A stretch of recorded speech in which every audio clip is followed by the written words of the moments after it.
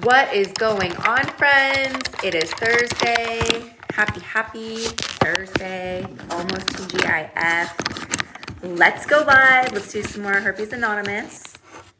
Obviously, I love being live with you all. Today I did my makeup.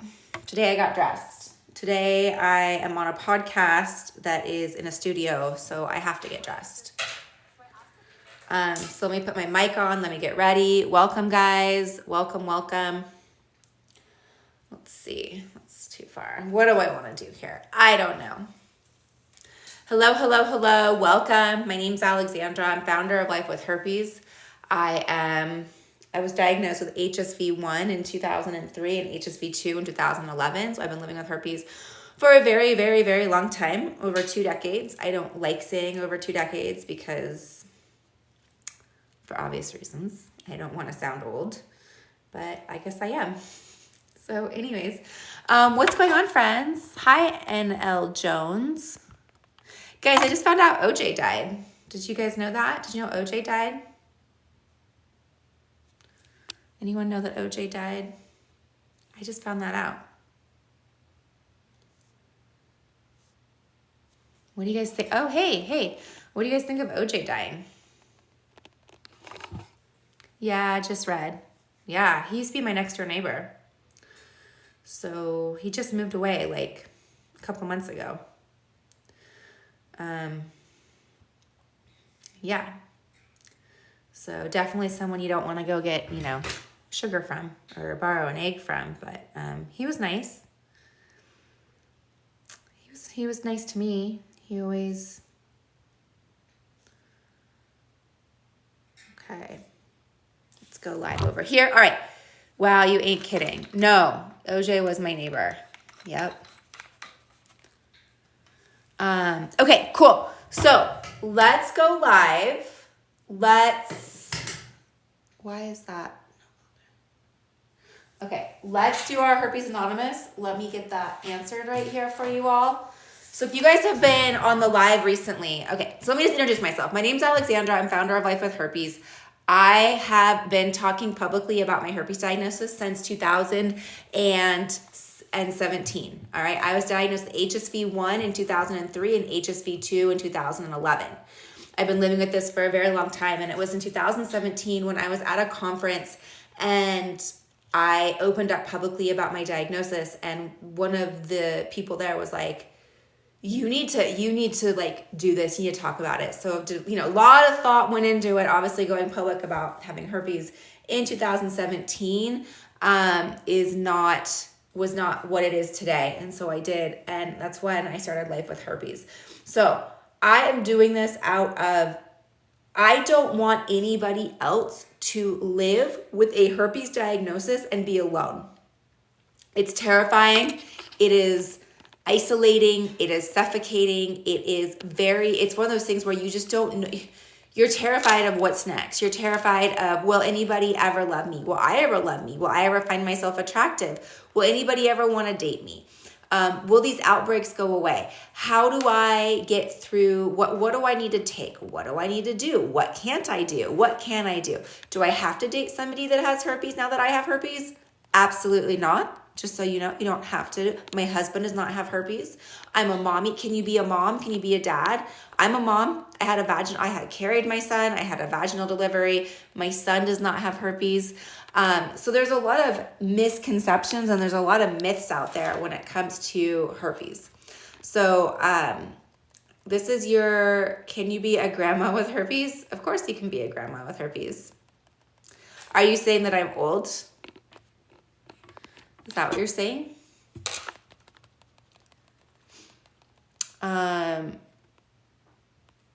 Cool. All right, friends. Thank you for the tap. Thanks for the hearts. No, you're not saying I'm old? Okay, good.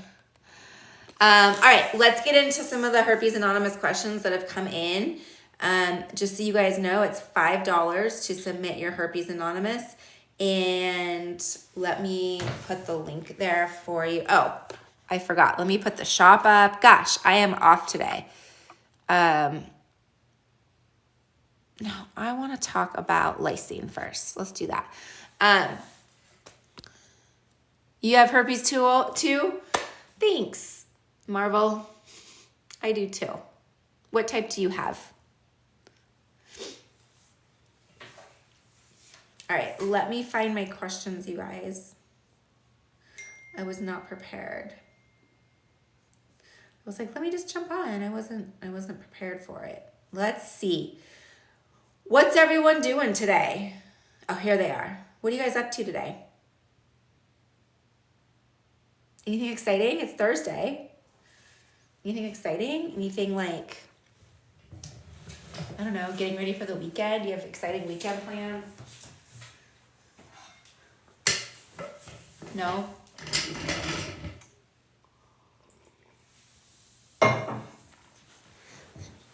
Cool. I don't have long today because I'm actually on another podcast in 10 minutes. I have to head to the studio.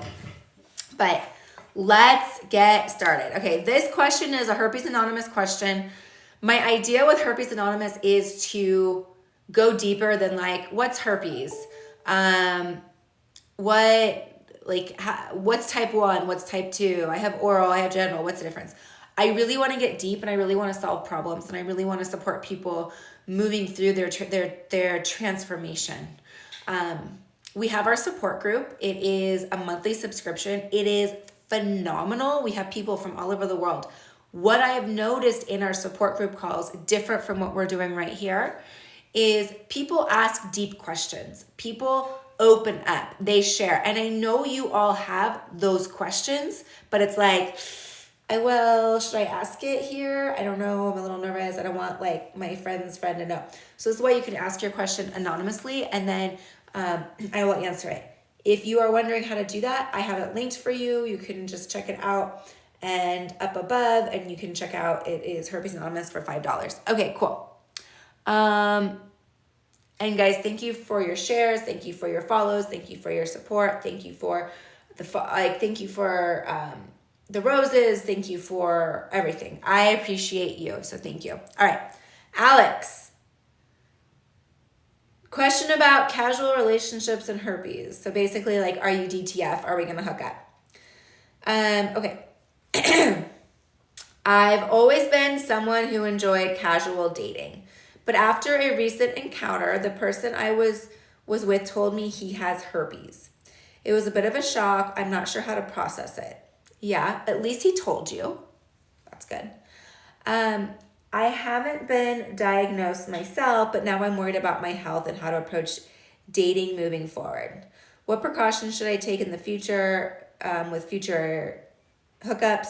And how should I talk about this with potential partners without creating the awkwardness of fear? Cool. Does anyone else resonate with this? Like, is anybody into like casual dating or casual hookups and now you feel that you cannot do that? I would love to see like a thumbs up or a hi from Vancouver. Hey, Rose from Vancouver. I would love to see a thumbs up or I'd love to see a, yeah, that's my worry. Okay, cool.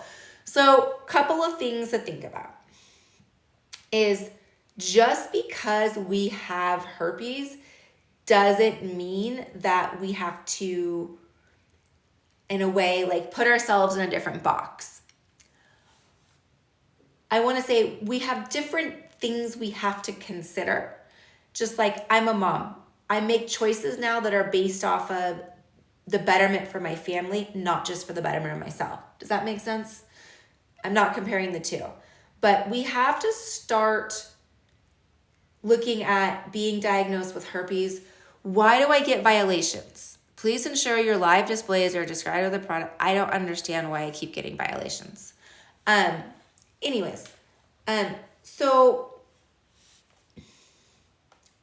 Okay. We don't have to date someone with herpes. And if we still want to have casual relationships, we still want to have multiple partners, that is something you can do if you choose. If you don't want to, you don't have to, right? Awesome.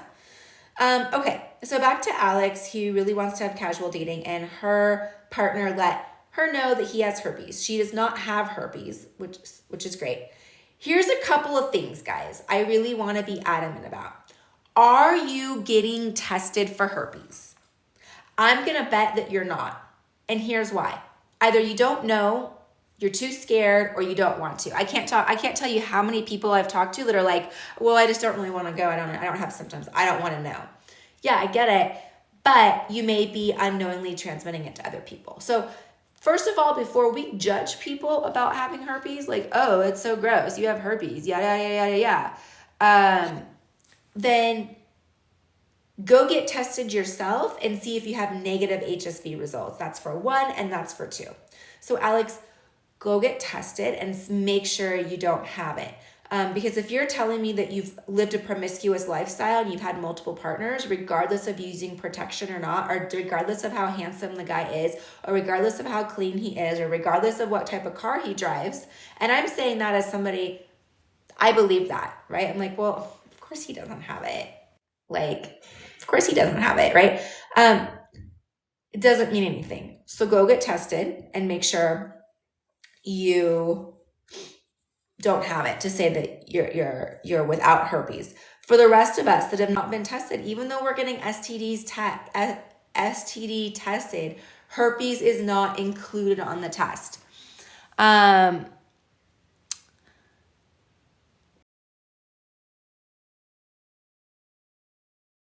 So if you're somebody that wants to have multiple relationships, here's what I want you to be aware of. I am opposed to saying like, if you are having multiple partners,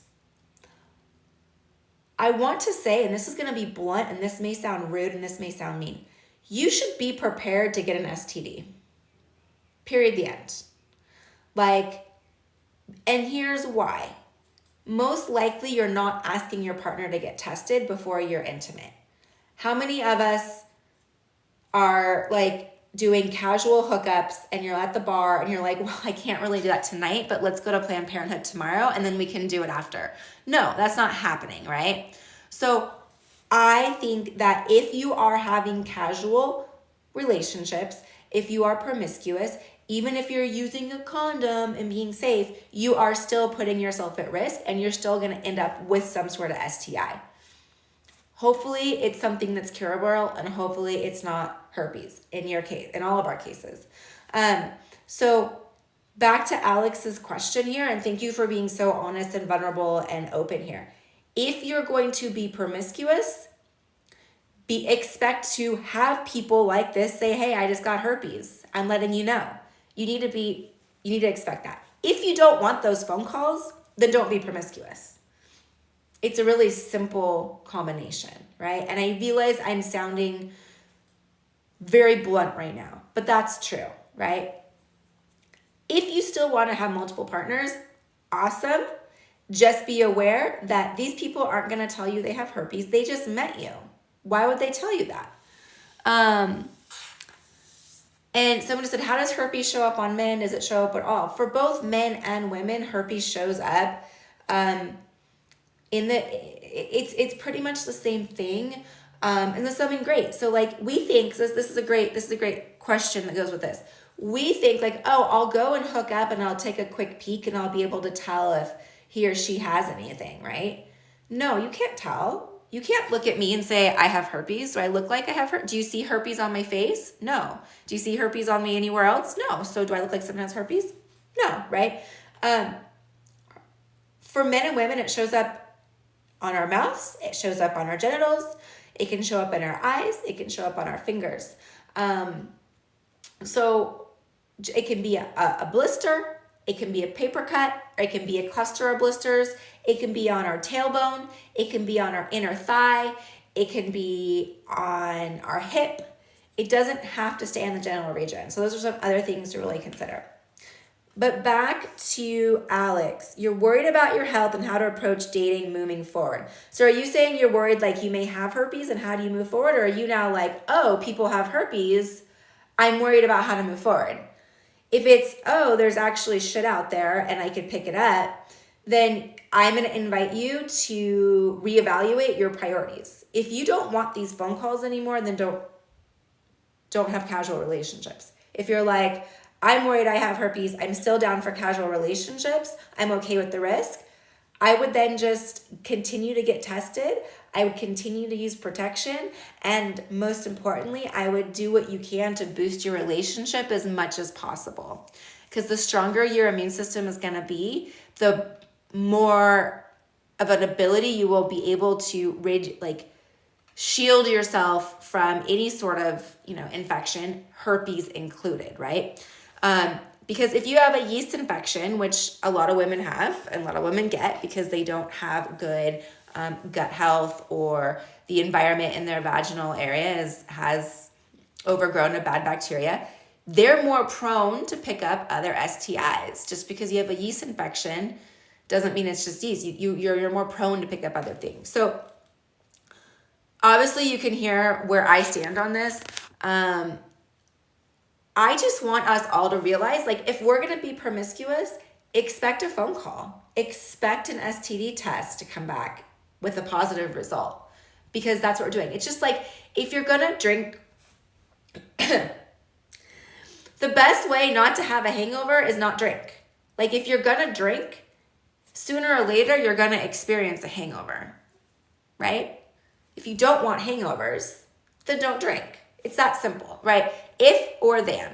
Now, I realize in some situations you're like, but I want to have casual relationships, or it's the demographic that I'm in, or it's the age that I'm in, or Alexandra, you don't understand. That's just the way it is. It's what is expected of me. Okay, ask yourself, is this what I want? Do I want this? And if I do, awesome. I'm happy for you. Just be aware that there's other things out there. Now, if you want to have really safe, casual, promiscuous relationships, then I would say have your partners get tested before sleeping with them. Have the conversations of how many people are you sleeping with right now? Is this a monogamous casual thing? Is this a I hook up with whoever? Is this a we're going to be casual right now, and then if somebody else shows up, then I won't be? Have these conversations with your potential partners. Have this conversation with yourself. What do you want? What do you want? What feels good to you? Right? Before we start changing. One of the things that I did before I had herpes, one of the things that I did in my 20s, one of the things I would be like, well, this guy says he wants to see me, but he doesn't want to be exclusive. And I'm like, I really want to be exclusive with him, but he doesn't want to be exclusive. So I'm just going to wait. No, if that didn't feel right to me, I should have been like, this is what I want. Goodbye. So again, I'm being very adamant here. What is it you want? If you want safe sex, if you want to ensure that you're not going to get, not ensure, you can never ensure, but you want to make sure that you are doing a good job of protecting yourself, then have your partners get tested before you have sex. You're going to see if you catch it from me. How are you going to catch it from me? Nothing has shown up for him. How often should we get tested? So that's a great, so my husband does not have herpes. We've been together for 10 years. I ask him to get tested roughly every 6 months. Anytime he has, a blood draw, I'm like, just go get tested. I want to know. But it's really up to you, and to see if, it's really up to you. I would say if you are with multiple partners, I personally would get tested really frequently. I'd probably get tested every month. If you're with the same partner, I'd probably get tested every 6 months. That's just me. All right, guys, thank you for joining me. Thanks for joining me for Herpes Anonymous. Thank you to Alex for being vulnerable and asking her question. Can I ask, if you've been in a long committed relationship, why would you get tested? So my OBG, he tests me every year, and I'm like, you don't need to test me. But he still does, because people aren't, even though you think you're in a monogamous relationship, you may not be. You don't know, right? You think that you're in a monogamous relationship, but your partner may not be monogamous, number one. Number two, I asked my husband to get tested for herpes because I want to know if he's picked it up, because I want to be able to share it with you guys. In 10 years, he's not picked it up. What do we do to protect it? Everyone asks. We're not intimate when I have an outbreak. I do everything I can to boost my immune system. I take Lysine that I have listed right here on the link. I take Lysine daily. That helps with the replication. I take Monolaurin. That also helps with other viruses or bacteria infections in my body. So, and my husband is really healthy as well. So we live a really healthy lifestyle, and that's kind of where we're at. What would change if my husband got herpes? Nothing would change, but I would be able to share with you all, because you guys all ask, your husband doesn't have herpes? And then I could say, well, now he does, or he didn't for 10 years, or he didn't for 5 years, didn't for 20 years, or whatever. So nothing would change other than me sharing it with you all.